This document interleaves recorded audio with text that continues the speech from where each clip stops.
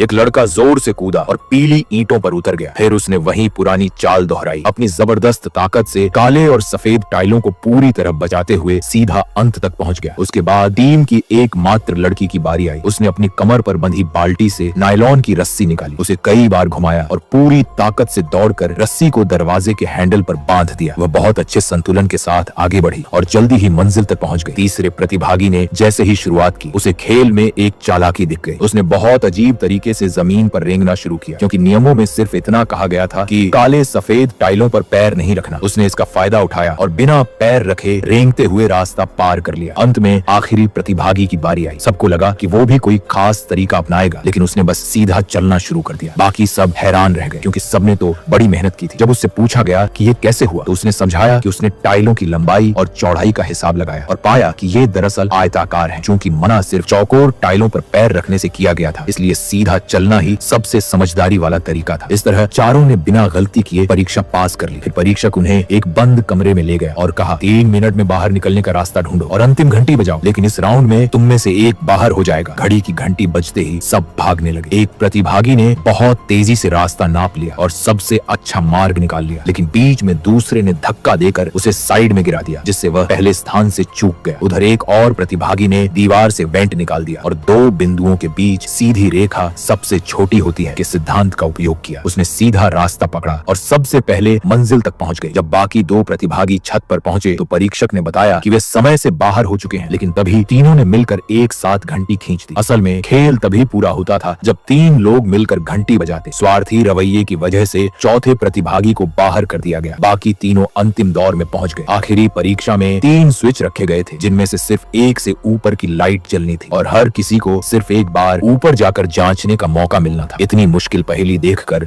सब सोच में पड़ गए, मगर एक प्रतिभागी ने सिर्फ कुछ सेकंड में जवाब दे दिया। नियम के मुताबिक स्विच दरवाजे के फ्रेम से आधा मीटर की दूरी पर होना चाहिए। बस मीटर से नापो तो सही स्विच पहचानना आसान है। दूसरे ने भी थोड़ा अलग तरीका अपनाया, लेकिन वह भी सही निकला। आखिर में दोनों को प्रतिभाशाली विद्यालय में दाखिला पाने का मौका मिल गया।